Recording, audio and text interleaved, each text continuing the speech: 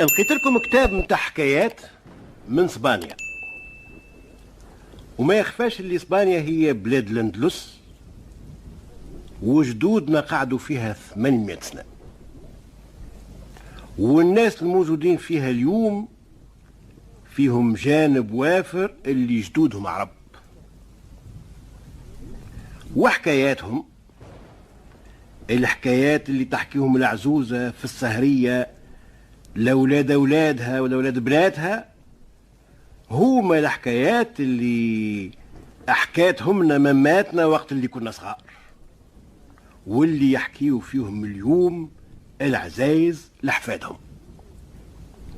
مش هما قد تعدت عليهم هذوما راهم 800 سنة، واللي يسمع حكاية ويعاودها ما يزيد فيها ولا ينقص، ولا تتغير هك الحكاية هذيك حسب الظروف والتطورات والأخلاق الجديدة والعوايد الجديدة، أما الأصل هو واحد.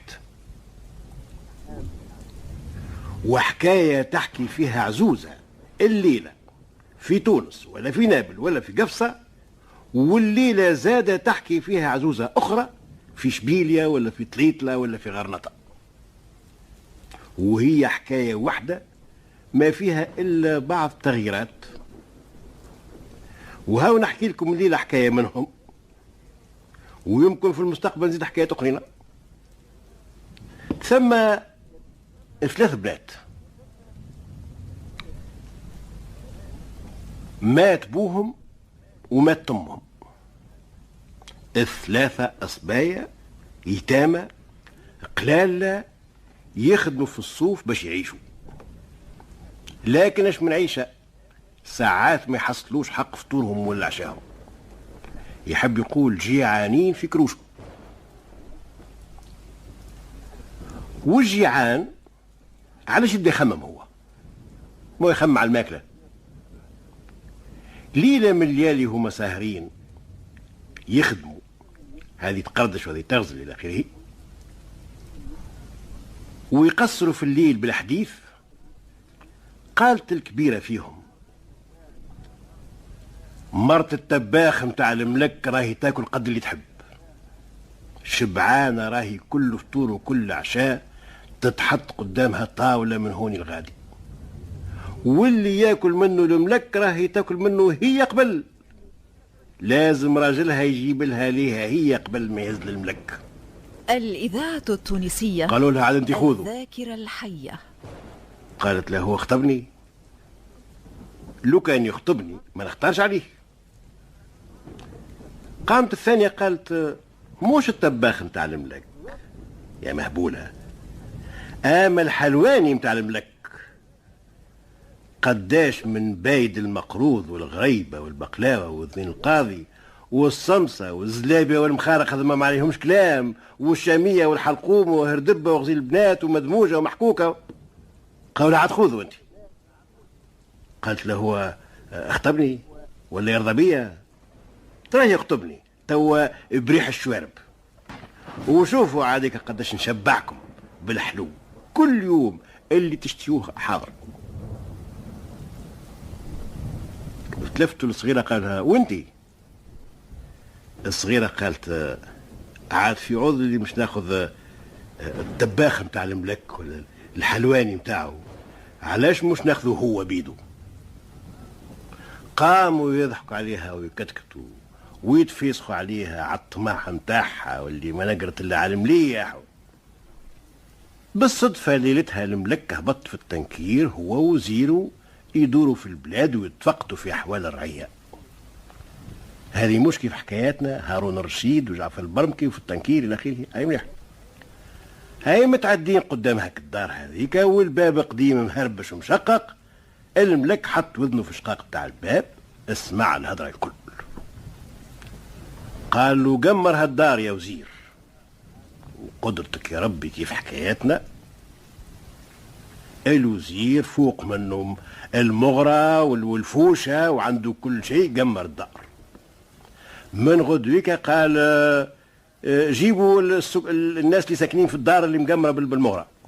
امشى ولقاو الدار فيها 3 بنات جابوهم. انتم بنات شكون يا بنات فلان؟